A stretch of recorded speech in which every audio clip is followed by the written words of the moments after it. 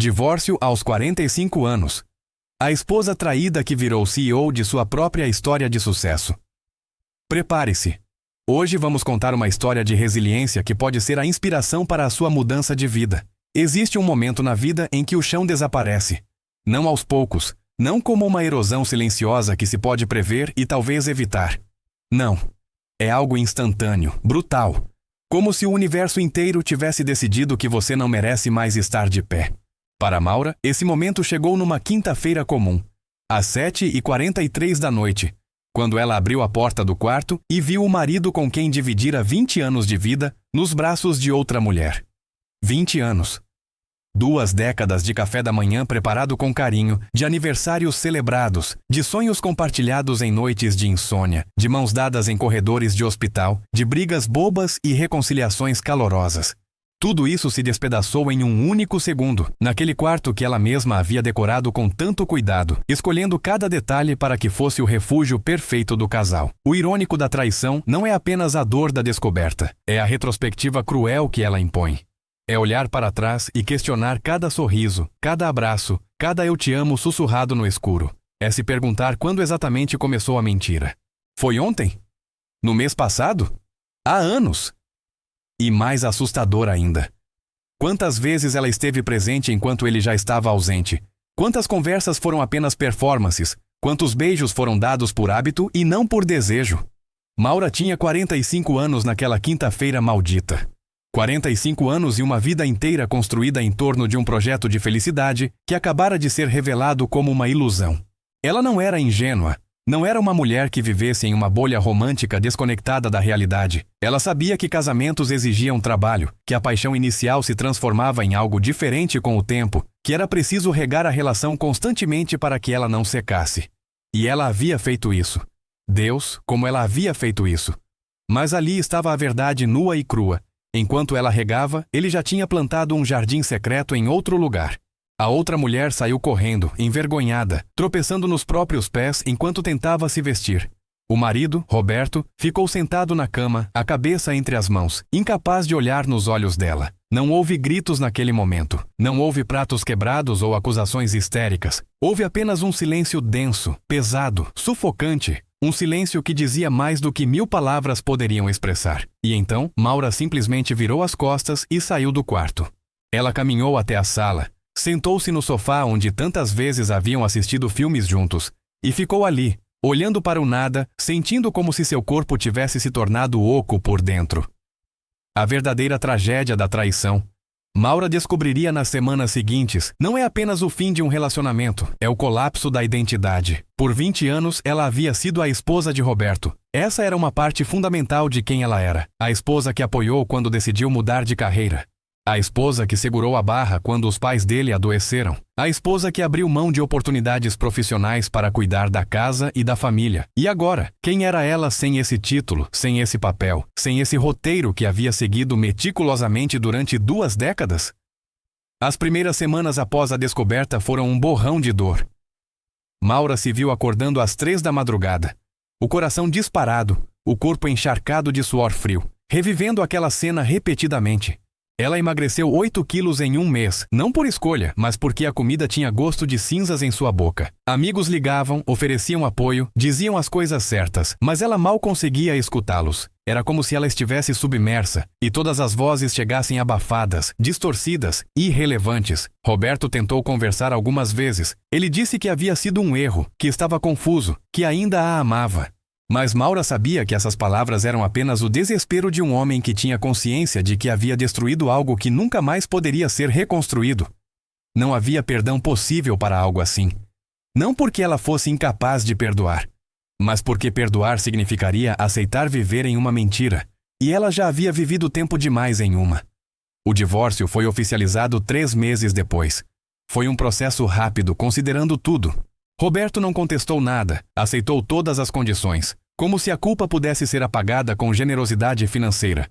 Maura ficou com a casa, metade das economias e uma sensação de vazio que nenhuma divisão de bens poderia preencher. Na noite em que os papéis foram finalmente assinados, ela se sentou sozinha na varanda, com uma taça de vinho que mal tocou e olhou para as estrelas. Pela primeira vez desde aquela quinta-feira maldita, ela não chorou. Não porque a dor tivesse passado, mas porque algo estranho estava começando a germinar dentro dela. Era uma sensação pequena, quase imperceptível, mas estava lá. Era a raiva. Não a raiva destrutiva e caótica dos primeiros dias, mas algo diferente. Era uma raiva fria, calculada, direcionada. Era a raiva de quem percebe que desperdiçou 20 anos em alguém que não merecia nem 20 minutos. Era a raiva de quem entende que foi reduzida a uma sombra de si mesma. E com essa raiva, veio uma pergunta que mudaria tudo. E agora? Maura tinha 45 anos. Estava sozinha. Não tinha uma carreira consolidada porque havia pausado tudo para ser a esposa perfeita. Não tinha uma rede social forte porque havia dedicado todo o seu tempo e energia ao casamento. Não tinha hobbies porque havia esquecido quem ela era fora daquele papel. Mas pela primeira vez em muito tempo, ela tinha algo precioso. Ela tinha escolhas.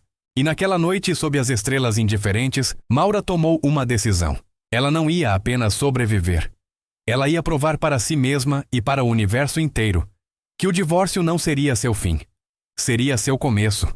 Os primeiros meses de liberdade foram aterrorizantes. Não existe manual de instruções para recomeçar aos 45 anos. Não existe mapa que mostre o caminho de volta para si mesma depois de ter se perdido completamente em outra pessoa. Maura acordava todas as manhãs com uma sensação de desorientação profunda, como se tivesse sido transportada para um planeta estranho onde não conhecia as regras, não falava a língua, não entendia os costumes. A casa, que antes era um lar compartilhado, agora parecia grande demais, silenciosa demais, vazia demais. Cada cômodo guardava memórias que ela não sabia se deveria preservar ou apagar. A cozinha, onde eles preparavam jantares juntos. A sala, onde discutiam planos para o futuro. O quarto, aquele maldito quarto, que ela não conseguia mais entrar sem sentir um aperto no peito.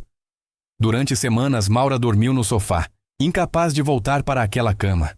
Mas dormir era um termo generoso para o que ela fazia. Era mais como um estado de semiconsciência interrompido por pesadelos e pensamentos intrusivos. A mente humana tem uma capacidade cruel de torturar a si mesma. Ela se pegava constantemente no ciclo vicioso do "e se?". E se ela tivesse sido mais atenta? E se tivesse sido mais interessante, mais bonita, mais o que quer que Roberto estivesse procurando na outra mulher? E se tivesse percebido os sinais que, em retrospectiva, pareciam tão óbvios?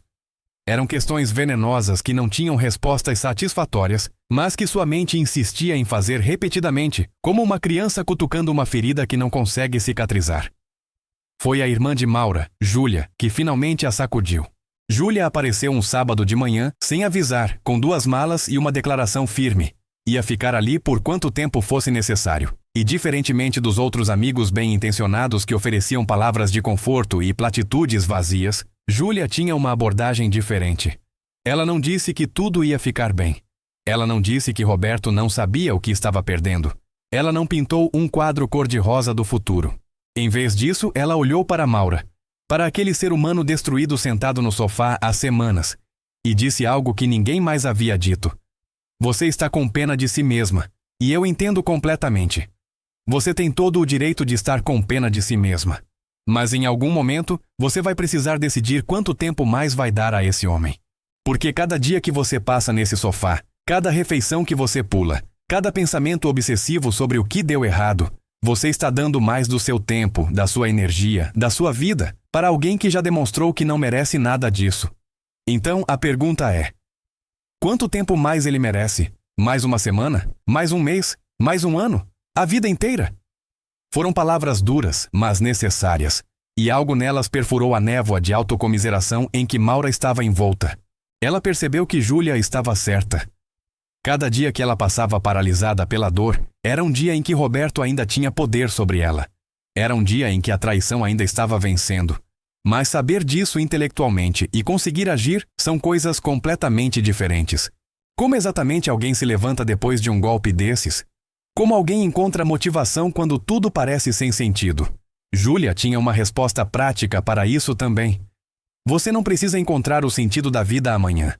Você só precisa fazer uma pequena coisa hoje que te faça sentir um pouco menos morta. E então amanhã você faz outra pequena coisa. E depois de amanhã, mais uma.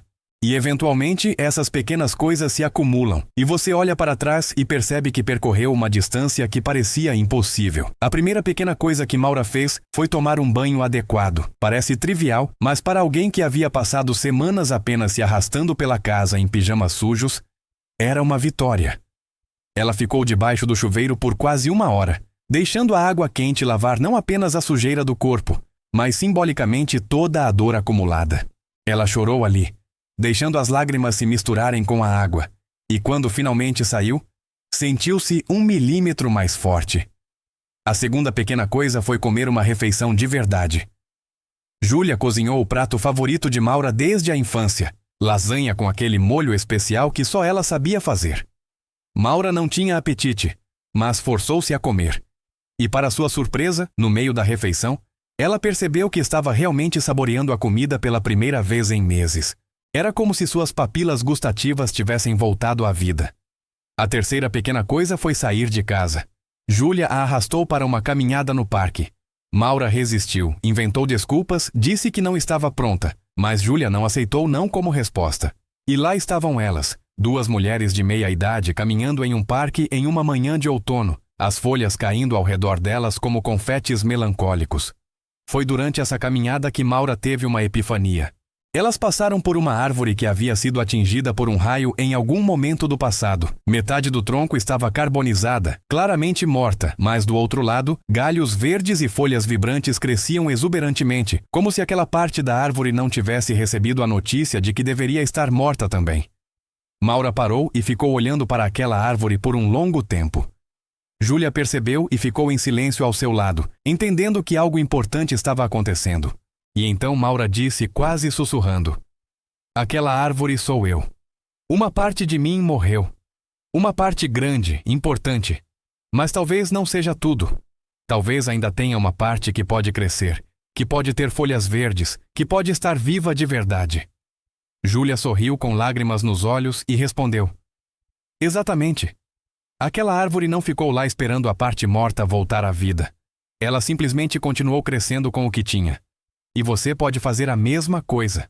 Naquele momento, algo mudou fundamentalmente dentro de Maura. Não foi uma transformação instantânea. Não foi como se toda a dor tivesse desaparecido magicamente. Mas foi o primeiro momento em que ela vislumbrou a possibilidade de que talvez, apenas talvez, ela pudesse ser mais do que apenas a mulher que foi traída. Talvez ela pudesse ser a mulher que sobreviveu à traição. E mais do que isso, talvez ela pudesse ser a mulher que prosperou apesar dela. O caminho ainda era longo, íngreme e assustador.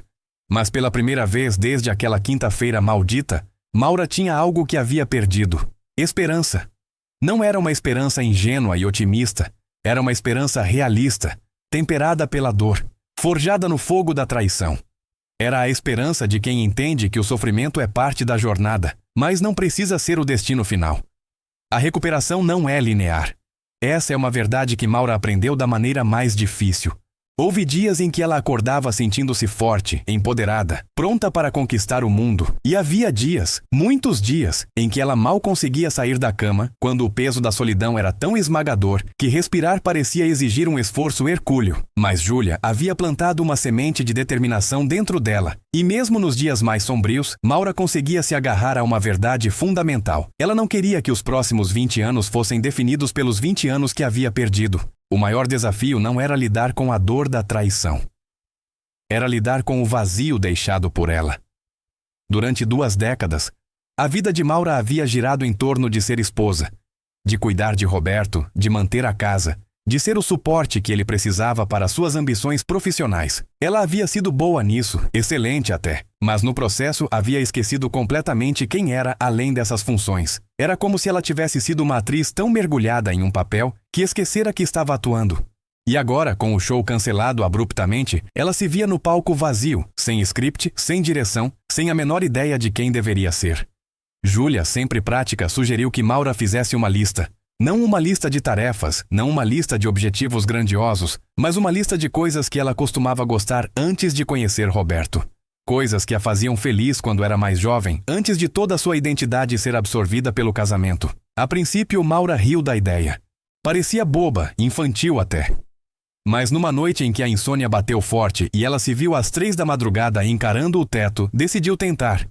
Pegou um caderno velho, aquele que tinha comprado anos atrás com a intenção de usar como diário, mas que nunca passou da primeira página, e começou a escrever.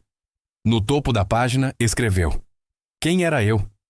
E então, lentamente, as memórias começaram a voltar. Ela lembrou que adorava pintar aquarelas quando estava na faculdade. Nada profissional, apenas o prazer de misturar cores e ver formas emergirem no papel. Lembrou que costumava ler vorazmente, devorando livros como se fossem ar, perdendo-se em mundos imaginários por horas a fio. Lembrou que havia feito aulas de dança por anos e que sentia uma alegria pura quando se movia ao ritmo da música. Lembrou que sonhava em ter seu próprio negócio, uma pequena loja de artesanato ou algo relacionado a design. Eram sonhos simples, modestos, mas eram dela.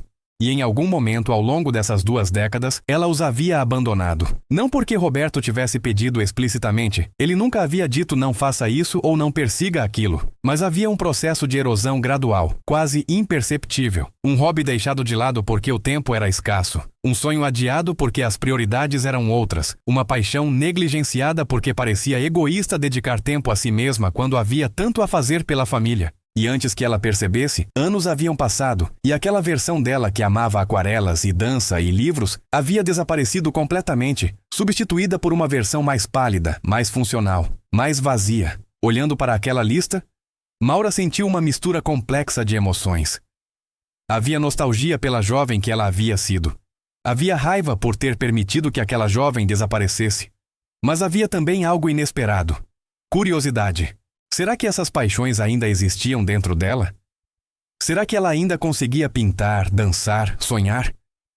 Ou seria como tentar encaixar-se em roupas de 20 anos atrás, desconfortável e constrangedor? Ela decidiu descobrir.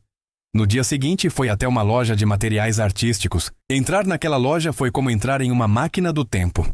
O cheiro de tinta, papel e possibilidades criativas a transportou instantaneamente para seus 20 e poucos anos, quando passava horas naquele tipo de lugar, escolhendo pincéis e paletas de cores, com o cuidado de quem está selecionando tesouros. Ela comprou um conjunto básico de aquarelas, alguns pincéis, papel adequado e voltou para casa com uma mistura de empolgação e terror. E se ela não fosse mais capaz? E se tivesse perdido aquele talento modesto que tinha? E se fosse apenas mais uma decepção em uma longa lista de decepções? Mas quando ela molhou o pincel e fez a primeira pincelada no papel, algo mágico aconteceu. Não era perfeito. Longe disso. Suas mãos estavam trêmulas, sua técnica estava enferrujada, as cores não se misturavam exatamente como ela se lembrava. Mas havia alegria naquilo. Alegria pura, não contaminada por expectativas ou julgamentos. Era apenas ela e as cores e o papel. E naquele momento nada mais importava. Ela pintou por horas naquela primeira sessão, perdendo completamente a noção do tempo. Quando finalmente parou e olhou para o que havia criado, não viu uma obra-prima. Viu algo muito mais importante. Viu evidência de que ela ainda estava viva. Que ainda havia coisas dentro dela que queriam se expressar, criar, existir. A pintura se tornou um ritual diário. Toda manhã, antes de fazer qualquer outra coisa, Maura dedicava 1 hora às suas aquarelas. Alguns dias ela pintava paisagens imaginárias, outros dias apenas abstrações de cores e emoções. E em alguns dias, quando a dor da traição ainda estava muito próxima da superfície, ela pintava aquela dor, transformando o sofrimento em arte, exorcizando demônios através de pinceladas. Júlia notou a mudança. "Você está diferente", ela disse uma manhã, observando Maura diante do cavalete improvisado na sala. Não totalmente curada, não completamente feliz, mas diferente. Tem uma luz nos seus olhos que não estava lá há alguns meses. Maura sorriu. Um sorriso pequeno, mas genuíno. "Eu ainda dói", ela admitiu. "Dói como o inferno. Mas pela primeira vez desde que tudo aconteceu, eu tenho algo que é só meu. Algo que Roberto nunca tocou, nunca influenciou, nunca tirou de mim. E isso faz toda a diferença." Mas a pintura era apenas o começo. Maura começou a trabalhar sistematicamente através da lista que havia feito. Ela voltou a ler, devorando livros em um ritmo que não experimentava há décadas. Ela se inscreveu em aulas de dança, ignorando a voz em sua cabeça que dizia que ela era velha demais, que pareceria ridícula, que as outras pessoas ririam dela. Ninguém riu. Na verdade, ela encontrou uma comunidade de mulheres na mesma faixa etária, muitas delas também passando por transições de vida difíceis, e pela primeira vez em anos, ela fez amizades reais, baseadas em quem ela era e não em quem seu marido era. Cada pequena reconquista de si mesma era uma vitória. Cada redescoberta de uma paixão antiga era um passo em direção à cura. Mas mais importante do que isso, cada uma dessas ações era um ato de rebeldia contra a narrativa de que sua vida havia acabado aos 45. Maura estava lentamente, dolorosamente, magnificamente provando que aquela narrativa era mentira. Ela ainda estava aqui. Ela ainda estava viva. E ela estava apenas começando a descobrir do que era capaz. O divórcio havia tirado dela 20 anos e uma ilusão de felicidade. Mas estava dando a ela algo potencialmente muito mais valioso. A oportunidade de se encontrar novamente, de se reconstruir, de se tornar não a pessoa que ela havia sido, mas alguém novo, alguém mais forte, alguém forjado no fogo da adversidade e temperado pela sabedoria da dor. 6 meses após o divórcio, Maura estava irreconhecível.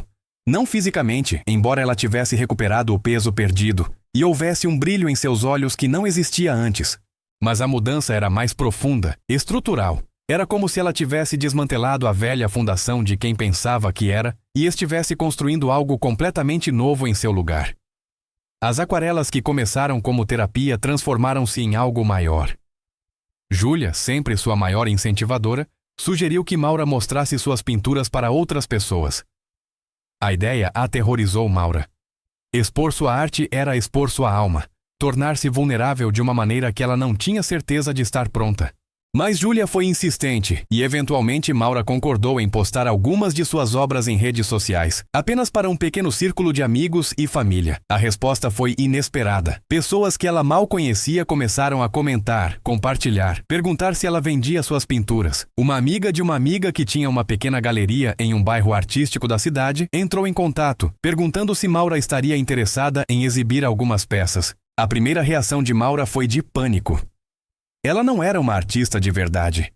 Era apenas uma mulher de 45 anos que havia redescoberto um hobby antigo. Quem ela pensava que era para ter suas pinturas em uma galeria? Mas então ela se lembrou da árvore no parque, aquela que continuava crescendo apesar de estar parcialmente destruída, e pensou: por que não? Qual era o pior que poderia acontecer? Na verdade, ela já havia vivido o pior que poderia acontecer. Tudo a partir dali era apenas um bônus. A exposição foi pequena, modesta. Um canto de uma galeria onde obras de artistas emergentes eram exibidas. Maura pendeu 10 pinturas, cada uma delas documentando uma fase diferente de sua jornada emocional após o divórcio. Havia as pinturas escuras dos primeiros meses, telas onde o preto e cinza dominavam, representando o vazio e a dor. Havia as pinturas de transição, onde toques de cor começavam a aparecer timidamente. E havia as pinturas mais recentes, explosões de cor e vida que celebravam a redescoberta de si mesma. Ela não esperava vender nada. Na verdade, ela mal esperava que alguém aparecesse. Mas, para sua surpresa, na noite da abertura, a galeria estava cheia. Amigos, conhecidos, estranhos curiosos, todos circulando, observando suas pinturas, fazendo perguntas, compartilhando suas próprias histórias de perda e recomeço. E então, algo extraordinário aconteceu. Uma mulher que Maura nunca havia visto antes parou diante da pintura mais escura da coleção. Aquela que Maura havia criado na primeira semana após a traição, quando a dor era tão intensa que ela mal conseguia segurar o pincel. A mulher ficou ali por longos minutos, lágrimas escorrendo silenciosamente por seu rosto. Eventualmente, ela se aproximou de Maura e disse: "Eu preciso comprar esta pintura. Não porque ela seja bonita, porque ela não é. Ela é horrível e dolorosa e perfeitamente captura como eu me sinto agora. Meu marido me deixou há 3 meses. Eu tenho 48 anos e não sei como sobreviver a isso. Mas olhando para suas outras pinturas, vendo a jornada que você fez da escuridão para a luz, eu sinto pela primeira vez que talvez seja possível. Que talvez eu também possa chegar lá." Maura e aquela mulher ficaram conversando por mais de 1 hora. Elas compartilharam histórias, dor, esperanças e medos. E quando a mulher finalmente saiu, levando consigo a pintura escura, mas também levando consigo um pouco de esperança, Maura percebeu algo profundo. Sua dor tinha propósito. Não porque a traição fosse algo bom ou necessário. Não porque ela devesse ser grata pelo que Roberto havia feito, mas porque ao transformar sua dor em arte, ao compartilhar sua jornada autenticamente, ela estava ajudando outras pessoas que passavam pelo mesmo inferno. Ela estava transformando sua ferida em sabedoria, sua tragédia em conexão humana. Aquela noite marcou um ponto de virada. Todas as 10 pinturas foram vendidas, mas mais importante do que o dinheiro foi o que aquela experiência despertou em Maura. Pela primeira vez desde o divórcio, ela começou a pensar no futuro não como algo a ser temido, mas como algo cheio de possibilidades. Se ela podia criar arte que tocava as pessoas, se podia transformar sua dor em algo belo e significativo, o que mais ela era capaz de fazer? Foi Júlia, sempre a pragmática, quem fez a pergunta crucial. Você já pensou em transformar isso em um negócio de verdade? Não apenas vender pinturas ocasionalmente, mas realmente construir algo? Maura riu inicialmente. Ela, uma empresária? Ela que não tinha experiência em negócios, que havia passado as últimas 2 décadas como dona de casa? Era ridículo. Mas a semente havia sido plantada, e uma vez plantada, era impossível ignorá-la. Maura começou a pesquisar, timidamente no começo. Ela leu livros sobre empreendedorismo, assistiu a vídeos sobre como iniciar um negócio, conversou com pessoas que haviam feito transições de carreira mais tarde na vida. E quanto mais ela aprendia, mais a ideia ganhava forma e solidez. Ela não queria apenas vender suas próprias pinturas. Ela queria criar algo maior. Algo que ajudasse outras mulheres passando por transições difíceis. Um espaço físico e virtual, onde mulheres pudessem explorar sua criatividade, reconectar-se consigo mesmas, transformar sua dor em poder. Ela imaginou workshops de arte, grupos de apoio, eventos de networking, um lugar onde mulheres que se sentiam invisíveis e descartadas pela sociedade pudessem se ver, serem vistas, celebrarem sua resiliência.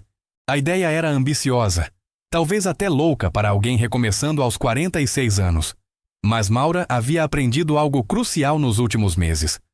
A idade é apenas um número, e recomeçar não tem prazo de validade. Se ela podia aprender a pintar novamente depois de décadas, se podia sobreviver à dor da traição, se podia reconstruir completamente sua identidade do zero, então ela certamente podia aprender a administrar um negócio. Usar o dinheiro do divórcio para isso parecia adequado, quase poético. Roberto havia lhe dado aquele dinheiro por culpa, como uma forma de compensação patética por ter destruído 20 anos de sua vida, mas Maura ia transformar aquele dinheiro em algo significativo. Ia usar os recursos dele para construir algo que ele nunca conseguiria destruir. Sua independência, sua paixão, seu propósito. O medo ainda estava lá. Dúvidas apareciam frequentemente, especialmente às 3 da madrugada quando o silêncio da casa amplificava cada insegurança. Mas junto com o medo, havia algo mais forte: determinação. Determinação de provar para si mesma que ela era mais do que apenas a esposa traída. Determinação de criar algo do nada. Determinação de transformar o pior momento de sua vida no catalisador para o melhor capítulo ainda não escrito. E assim, Maura começou a trabalhar no que se tornaria não apenas um negócio, mas uma missão de vida. Iniciar um negócio aos 46 anos sem nenhuma experiência prévia em empreendedorismo foi como aprender a nadar sendo jogada no oceano durante uma tempestade. Não havia espaço para erros pequenos, apenas lições duras e consequências imediatas. Maura mergulhou de cabeça, com uma mistura de ingenuidade, coragem e desespero por encontrar significado em toda a dor pela qual havia passa. Ela chamou seu empreendimento de Renascer, um nome que capturava perfeitamente a essência do que ela queria criar. Não era apenas um estúdio de arte ou um espaço de workshops. Era um santuário para mulheres em transição, mulheres que, como ela, haviam sido quebradas pela vida e estavam tentando juntar os pedaços de uma maneira que fizesse sentido. Os primeiros meses foram um caos absoluto. Maura não tinha a menor ideia do que estava fazendo. Ela cometeu todos os erros possíveis de um empreendedor de primeira viagem. Subestimou custos, superestimou receitas, escolheu um espaço que era grande demais para suas necessidades iniciais. Gastou dinheiro com coisas desnecessárias enquanto negligenciava aspectos cruciais do negócio. Houve momentos, muitos momentos, em que ela quis desistir. Houve noites em que ela olhava para as contas acumulando-se e pensava que havia cometido um erro terrível, que deveria ter ficado quieta em casa com seu dinheiro do divórcio seguro no banco, vivendo uma vida pequena e previsível. Mas então ela lembrava daquela mulher na galeria, aquela que havia comprado a pintura escura e havia encontrado esperança na jornada de Maura. Ela lembrava das outras mulheres que haviam entrado em contato nas redes sociais, compartilhando suas próprias histórias de dor e transformação. E ela sabia que não podia desistir. Não porque o sucesso fosse garantido, mas porque desistir seria trair todas aquelas mulheres que viam nela um exemplo de resiliência. O momento decisivo veio 6 meses após a abertura do Renascer. Maura estava perto da falência. O dinheiro estava acabando mais rápido do que entrava, e ela não tinha ideia de como reverter a situação. Ela estava sentada no espaço vazio que havia alugado, o lugar que deveria estar cheio de mulheres criando e curando, mas que em vez disso estava quase sempre deserto. E ela chorou. Chorou de frustração, de medo, de exaustão. Chorou porque havia arriscado tudo, havia apostado toda a sua recuperação emocional neste projeto, e parecia que estava falhando. Foi Júlia quem a encontrou assim, um desastre choroso no meio de um estúdio vazio. E em vez de oferecer conforto vazio ou falsas garantias, Júlia fez algo diferente. Ela se sentou ao lado de Maura e disse: "Você está falhando porque está tentando fazer tudo sozinha. Você passou 20 anos sendo sozinha dentro de um casamento e agora está sendo sozinha no seu negócio. Mas você não precisa ser. Existem pessoas que querem ajudar, que querem fazer parte do que você está construindo. Você só precisa deixá-las entrar." Aquelas palavras foram como um soco no estômago, mas um soco necessário. Maura percebeu que Júlia estava certa. Ela havia estado tão focada em provar que podia fazer tudo sozinha, tão determinada a não depender de ninguém depois de ter dependido tanto de Roberto, que havia se fechado para ajuda e colaboração. Ela havia transformado sua independência em isolamento e estava pagando o preço por isso. A partir daquele dia, Maura mudou completamente sua abordagem. Ela começou a alcançar pessoas, a pedir ajuda, a formar parcerias. Ela encontrou um mentor, um empresário aposentado que havia passado 40 anos construindo negócios bem-sucedidos e que estava feliz em compartilhar sua experiência. Ela formou uma parceria com uma psicóloga especializada em trauma e transições de vida, trazendo uma dimensão terapêutica mais profunda para os workshops.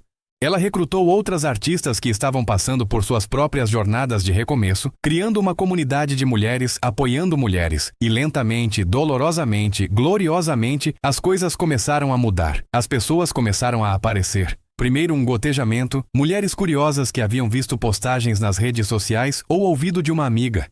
Depois um fluxo constante, mulheres de todas as idades e origens, todas carregando suas próprias dores, seus próprios divórcios e perdas e traumas. E então, quase imperceptivelmente, o Renascer começou a se tornar o que Maura havia sonhado que fosse: um lugar de transformação real. As histórias que Maura ouvia naquele espaço eram de partir o coração e de inspirar simultaneamente. Havia a mulher de 52 anos que havia perdido o marido para o câncer e não conseguia imaginar um futuro sem ele. Havia a jovem de 28 que havia saído de um relacionamento abusivo e estava aprendendo a confiar novamente. Havia a senhora de 65 que havia dedicado toda a sua vida aos filhos e agora, com eles crescidos e independentes, não sabia quem era além de mãe. Cada uma delas encontrou algo diferente no Renascer. Algumas encontraram um talento artístico que não sabiam que tinham. Outras encontraram amigas que entendiam sua dor sem julgamento. Muitas encontraram simplesmente um espaço seguro para existir, para processar, para curar. E Maura encontrou seu propósito. Ela não estava apenas administrando um negócio. Ela estava criando uma comunidade, facilitando transformações, sendo testemunha e catalisadora de inúmeras jornadas de recomeço. Cada mulher que passava por aquelas portas e saía um pouco mais forte, um pouco mais esperançosa, um pouco mais conectada consigo mesma, era uma validação de tudo pelo que Maura havia passado. O negócio começou a crescer. Não explosivamente, não da noite para o dia, mas consistentemente. O boca a boca era poderoso. Mulheres que haviam encontrado cura e criatividade no Renascer contavam para outras, que contavam para outras, criando uma rede de transformação que se expandia organicamente. Maura contratou sua primeira funcionária, depois a segunda, depois a terceira. Ela expandiu as ofertas de workshops, adicionou novos programas, começou a oferecer algumas sessões online para alcançar mulheres que não podiam comparecer fisicamente. Um ano após a abertura, Maura olhou ao redor do Renascer durante um evento especial e não conseguiu acreditar no que via. O espaço estava lotado de mulheres rindo, criando, conectando-se. Havia pinturas nas paredes, algumas delas obras das próprias participantes. Havia música, conversas animadas, energia vibrante. Era exatamente o que ela havia imaginado naquela noite solitária após o divórcio, quando decidiu que não iria apenas sobreviver, mas prosperar. E a parte mais linda de tudo isso? Maura percebeu que ao curar outras mulheres, ela havia completado sua própria cura. A dor da traição ainda estava lá. Provavelmente sempre estaria em algum nível, mas não a definia mais. Ela não era mais a mulher traída. Ela era Maura, fundadora do Renascer, artista, empresária, mentora e amiga. Ela era uma mulher de 47 anos que havia pegado os escombros de sua vida destruída e construído algo extraordinário. Aquela versão dela aos 45, sentada no sofá semanas após descobrir a traição, paralisada pela dor e incapaz de imaginar um futuro, não reconheceria a mulher que ela havia se tornado. E Maura não conseguia decidir se isso era triste ou maravilhoso. Talvez fosse as duas coisas. Talvez toda a transformação real exigisse a morte de uma versão antiga de nós mesmos para que algo novo pudesse nascer. O Roberto da história havia desaparecido completamente de sua vida. Eles não mantinham contato, não havia necessidade. Ele havia seguido em frente com a outra mulher, e Maura genuinamente não se importava. Às vezes ela se perguntava se ele sabia o que ela havia construído, se ele tinha alguma noção de que ao destruir o casamento deles, ele havia inadvertidamente libertado uma força que estava adormecida dentro dela. Mas essas perguntas eram breves e sem peso emocional. Roberto pertencia ao passado, e Maura estava firmemente plantada no presente, construindo um futuro que era inteiramente seu. O sucesso do Renascer trouxe outras oportunidades. Maura foi convidada para falar em eventos, para compartilhar sua história em podcasts, para escrever artigos sobre recomeço e resiliência. Ela sempre aceitava, não por vaidade, mas porque sabia que cada vez que ela compartilhava sua jornada, ela estava potencialmente alcançando outra mulher em seu momento mais escuro, mostrando a ela que a dor não é o fim, mas pode ser o começo. 2 anos após o divórcio, Maura estava irreconhecível da mulher que havia sido. O Renascer havia se tornado mais do que um negócio bem-sucedido. Havia se tornado um movimento. Mulheres de todo o país e eventualmente de outros países começaram a entrar em contato, querendo saber como poderiam criar espaços similares em suas próprias comunidades. Maura nunca havia planejado isso. Ela não havia começado com ambições grandiosas de criar uma franquia ou expandir globalmente. Ela apenas queria sobreviver, encontrar significado e ajudar algumas pessoas ao longo do caminho. Mas a vida tem uma maneira engraçada de nos levar para lugares que nunca imaginamos. O convite veio numa terça-feira comum. Uma produtora de televisão havia ouvido sobre o Renascer e queria fazer um documentário sobre a jornada de Maura e das mulheres que passavam por seu espaço. A primeira reação de Maura foi recusar. A ideia de expor sua história, sua dor, seu recomeço para milhões de pessoas era aterrorizante. Mas então ela pensou em todas as mulheres lá fora que estavam vivendo no mesmo inferno silencioso que ela havia vivido. Mulheres que achavam que suas vidas haviam acabado porque um casamento terminou. Mulheres que não conseguiam ver uma saída. Se sua história pudesse alcançar nem que fosse uma dessas mulheres, não valia a pena o desconforto da exposição. Ela aceitou. As filmagens duraram 6 meses. A equipe de produção acompanhou Maura em sua rotina diária, capturou workshops no Renascer, entrevistou mulheres cujas vidas haviam sido transformadas pelo espaço. E em um momento particularmente corajoso, Maura concordou em ser entrevistada extensivamente sobre a traição, o divórcio, os meses sombrios de depressão, toda a jornada dolorosa e linda que a havia trazido até ali. Assistir ao documentário, pronto pela primeira vez, foi uma experiência surreal. Maura viu sua própria história refletida de volta para ela, narrada com sensibilidade e honestidade crua. Havia momentos em que ela mal conseguia assistir, quando a dor daqueles primeiros meses era mostrada em toda a sua intensidade brutal. Mas havia também momentos de triunfo puro, imagens dela trabalhando com mulheres no estúdio, o orgulho visível em seu rosto quando uma participante completava sua primeira pintura ou compartilhava um breakthrough emocional.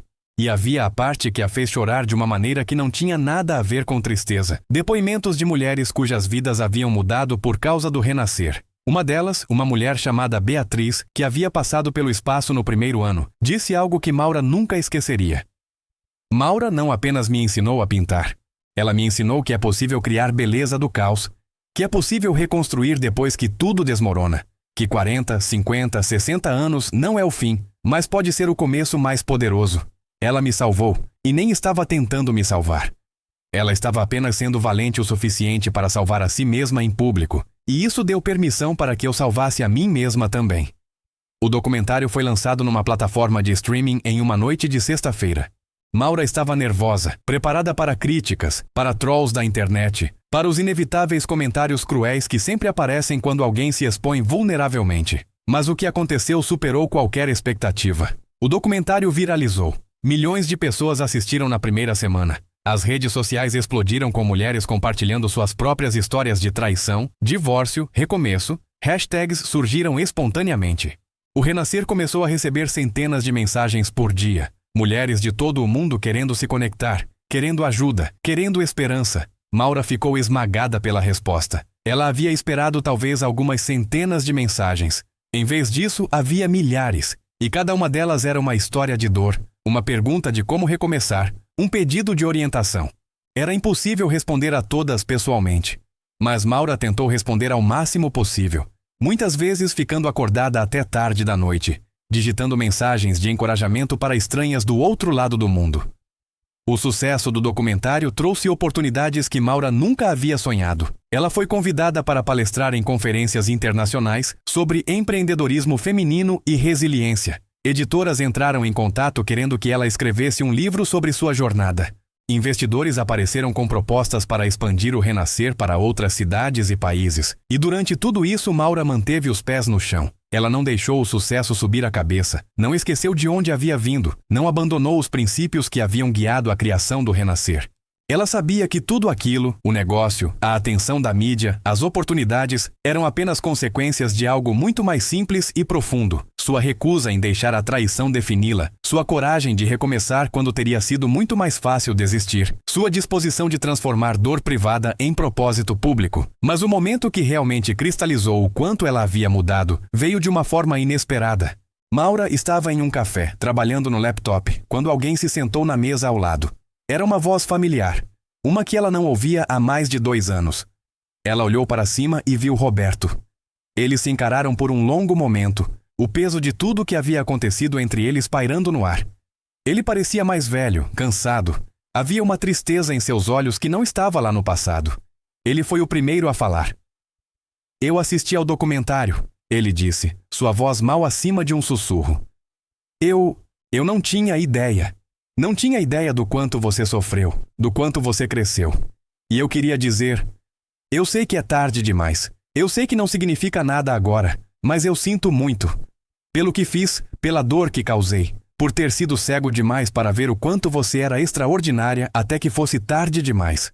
Maura o observou enquanto ele falava, e algo surpreendente aconteceu. Ela não sentiu raiva, não sentiu dor, não sentiu nada particularmente intenso. Era como olhar para um estranho, alguém que pertencia a uma vida diferente, uma versão diferente dela mesma. "Eu te perdoo", ela disse, e percebeu que era verdade. Não porque ele merecesse perdão, mas porque ela merecia paz. "Eu te perdoo não por você, mas por mim. Porque carregar raiva e ressentimento é pesado, e eu construí algo lindo demais para carregá-lo." Roberto pareceu aliviado e triste ao mesmo tempo. "Você se tornou incrível", ele disse. "Eu sempre soube que havia algo especial em você, mas você nunca me deu espaço para descobrir isso." Maura completou sem amargura, apenas declarando um fato. "E sinceramente, Roberto, eu deveria te agradecer. Porque se você não tivesse destruído nosso casamento, eu provavelmente teria passado o resto da minha vida como sua sombra, nunca descobrindo quem eu realmente poderia ser. Então, obrigada. Obrigada por me trair.